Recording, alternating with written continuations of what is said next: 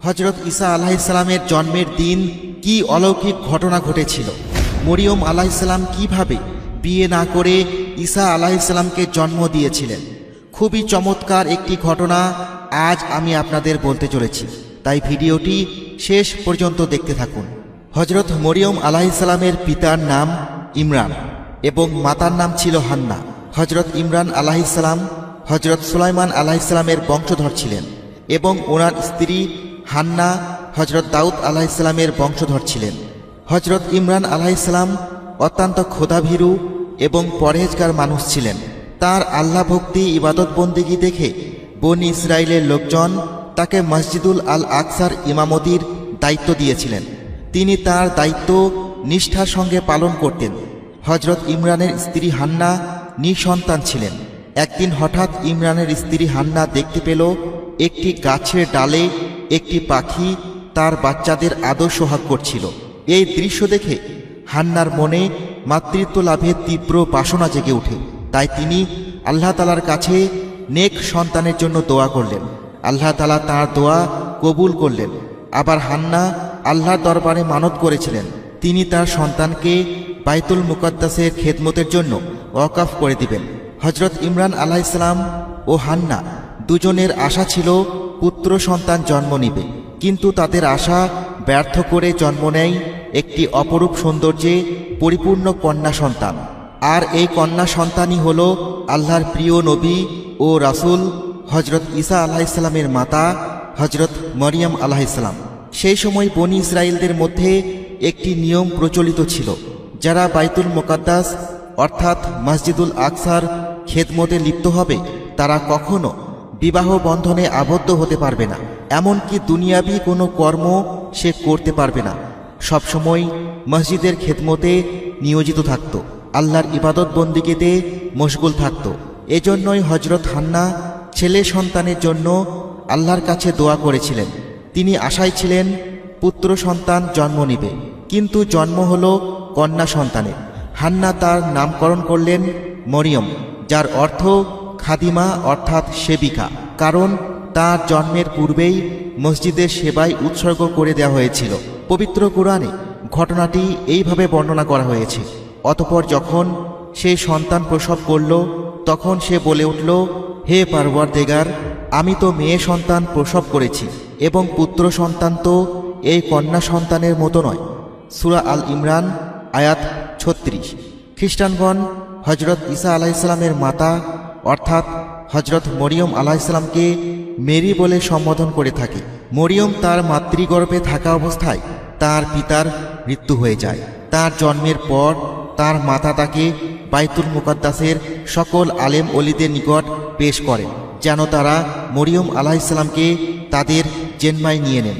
তাদের মাঝে হযরত জাকারিয়া আলাইহিসসালামও উপস্থিত ছিলেন। তিনি সেই যুগের নবী ছিলেন। তিনি মরিয়মের সকল দায়িত্ব গ্রহণ করতে চাইলেন, কারণ তার স্ত্রী মরিয়ম আলাইহিসসালামের খালামা ছিলেন।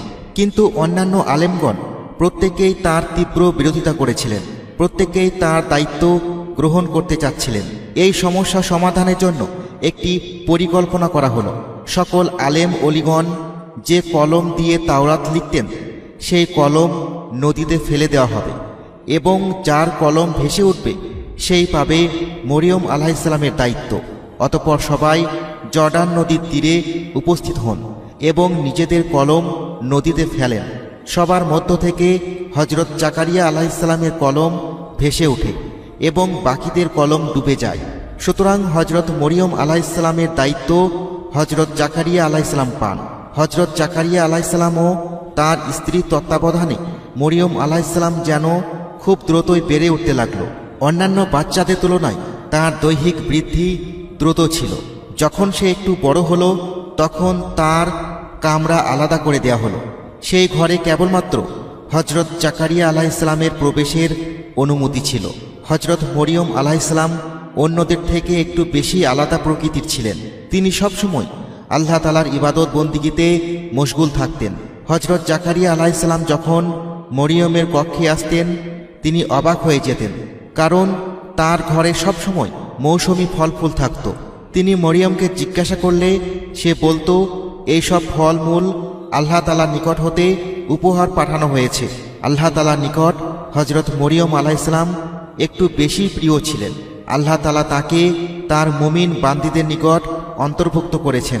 সূরা আল ইমরানে বলা হয়েছে, যখন ফেরেশতারা বলল, হে মরিয়ম, নিঃসন্দেহে আল্লাহ তাআলা তোমাকে নির্বাচন করেছেন এবং তোমাকে পবিত্র করে দিয়েছেন এবং তোমাকে পৃথিবীর সমস্ত নারীদের থেকে শ্রেষ্ঠত্ব দান করেছেন। হে মরিয়ম, আনুগত্য করতে থাকো স্বীয় রবের এবং সেজদা করতে থাকো রুকু সেজদাকারীদের সাথে। আয়াত 43। আসলে হযরত মরিয়ম আলাইহিসসালামকে যে কারণে নির্বাচন করা হয়েছিল তার বাস্তবায়ন তখনও বাকি ছিল। হযরত মরিয়ম আলাইহিসসালাম সর্বদাই আল্লাহর ইবাদতে মশগুল থাকতেন। তিনি বনি ইসরায়েলদের মধ্যে সবাই তাকে অত্যন্ত পরহেজগার পাক পবিত্র নারী হিসেবে জানত। তারা সবাই মরিয়ম আলাইহিসসালামকে অনেক শ্রদ্ধা করত। অতঃপর সেই সময় আসলো যখন হযরত জিবরাইল আলাইহিসসালাম মরিয়ম আলাইহিসসালামের নিকট আগমন করল। তিনি একজন পুরুষের বেশে উপস্থিত হলেন। নিজের কক্ষে পরপুরুষকে দেখে হযরত মরিয়ম আলাইহিসসালাম আতঙ্কিত হয়ে পড়লেন। সে জিবরাইল আলাইহিসসালামকে উদ্দেশ্য করে বললেন, আল্লাহর ওয়াস্তে আমি আপনার নিকট হতে আশ্রয় কামনা করছি। জিবরাইল আলাইহিসসালাম তাকে সান্ত্বনা দিয়ে বললেন, আমি তোমার পালনকর্তার পক্ষ হতে এসেছি, যেন তোমাকে একটি পাক পবিত্র সন্তান দেওয়া হয়। হযরত মরিয়ম আলাইহিসসালাম অবাক হয়ে গেলেন এবং বললেন, একজন অবিবাহিতা নারী কিভাবে সন্তান ধারণ করতে পারে? আমাকে এখনো পর্যন্ত কোনো পুরুষ স্পর্শ করেনি এবং আমি কোনো খারাপ চরিত্রের নারী নয়। জিবরাইল আলাইহিসসালাম বললেন, তোমার সৃষ্টিকর্তার নিকট এ বড়ই সহজ কাজ। এই কাজটি এজন্য করা হবে কারণ এই সন্তানকে মানুষের নিকট নিদর্শন হিসেবে প্রেরণ করা হবে এবং আল্লাহর রহমত হিসেবে পাঠানো হবে। এরপর জিবরাইল আলাইহিসসালাম মরিয়ম আলাইহিসসালামের মুখে ফুঁ দিয়ে দিলেন। এরপরে তিনি গর্ভবতী হয়ে পড়লেন। তার গর্ভধারণের খবর বনি ইসরায়েলদের মাঝে দ্রুত গতিতে ছড়িয়ে পড়ল।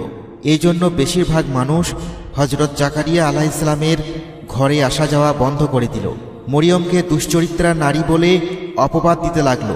এসব দেখে হযরত মরিয়ম আলাইহিসসালাম আর সেখানে অবস্থান করলেন না। তিনি বাইতুল মুকাদ্দাস থেকে বের হয়ে গেলেন। সেই অঞ্চল থেকে বহু দূরে এক গুহার নিকট গিয়ে আশ্রয় নিলেন। সেখানেই তার দিন কাটতে লাগলো। একদিন হঠাৎ তার তীব্র প্রসব বেদনা শুরু হলো। তিনি একটি গাছ ধরে বসে পড়লেন। এই গাছটি সাধারণ কোনো গাছ ছিল না। যখন মরিয়ম আলাইহিসসালামের ক্ষুধা লাগত, এই গাছটি ধরে ঝাঁকালেই হরেক রকম ফল নিচে পড়ত। হযরত মরিয়ম আলাইহিসসালামের প্রসব বেদনা তীব্রতর হচ্ছিল। তিনি তীব্র ব্যথায় মনকষ্টে বলেই ফেললেন, আফসোস, এই দিনটি আসার আগেই যদি আমার মৃত্যু হতো তাহলে ভালো হতো। সেই কঠিন সময়ে আল্লাহর নিকট হতে সাহায্য আসলো। তিনি মরিয়ম আলাইহিসসালামের পায়ের নিকটে একটি নহর প্রবাহিত করে দিলেন। আল্লাহর পক্ষ থেকে আওয়াজ আসলো, হে মরিয়ম, তুমি খেজুর ও পানি পান করে শক্তি অর্জন করো। অতঃপর তোমার সন্তানকে দেখে চক্ষু শীতল করো। অতঃপর নবী হযরত ঈসা আলাইহিসসালাম পৃথিবীতে ভূমিষ্ঠ হলেন। তার মাতা তাকে নিয়ে লোকালয়ে ফিরে আসলেন। কিন্তু মরিয়মের কোলে সন্তান দেখে লোকেরা তাকে বিভিন্ন অপবাদ দিতে লাগলো, হাসি ঠাট্টা করতে লাগলো। এসব দেখে মরিয়ম আলাইহিসসালাম বললেন, তোমরা আমাকে গালমন্দ না করে এই বাচ্চাটিকে প্রশ্ন করো, সে তোমাদের সকল প্রশ্নের উত্তর দিবে। লোকজন হাসতে শুরু করল, বলল, একদিনের দুধের শিশু কিভাবে আমাদের প্রশ্নের উত্তর দিবে? তখনই শিশু ঈসা আলাইহিসসালাম কথা বলে উঠলেন, বললেন, নিঃসন্দেহে আমি আল্লাহর একজন বান্দা। আমাকে নবী হিসেবে প্রেরণ করা হয়েছে এবং আমাকে তিনি কিতাব দিয়েছেন। আল্লাহ তাআলা আমাকে পৃথিবীবাসীর জন্য বরকতময় করে পাঠিয়েছেন এবং আমাকে নামাজ ও জাকাতের ওসিয়ত করে দিয়েছেন। আমি যতদিন জীবিত আছি আমার মায়ের সঙ্গে নেককার হিসেবেই থাকব। আমাকে বদকার বানানো হয়নি এবং যেদিন আমার উপর সালাম বর্ষিত হবে। এরপর হযরত মরিয়ম আলাইহিসসালাম ঈসা আলাইহিসসালামকে নিয়ে মিশরে চলে যান। যখন হযরত ঈসা আলাইহিসসালামের 13 বছর হয় তখন সে বাইতুল মুকাদ্দাসে ফিরে আসেন। ইতিহাসে মরিয়ম আলাইহিসসালামের মৃত্যু 35 খ্রিস্টাব্দ এবং 51 বছরে লেখা হয়েছে। ইসলাম ধর্ম ব্যতীত ক্যাথলিক এবং খ্রিস্টীয় ধর্মাবলম্বীরা হজরত মরিয়ম আলাইহিসসালামকে অত্যন্ত সম্মানের দৃষ্টিতে দেখেন। তিনি একজন মহিয়সী নারী।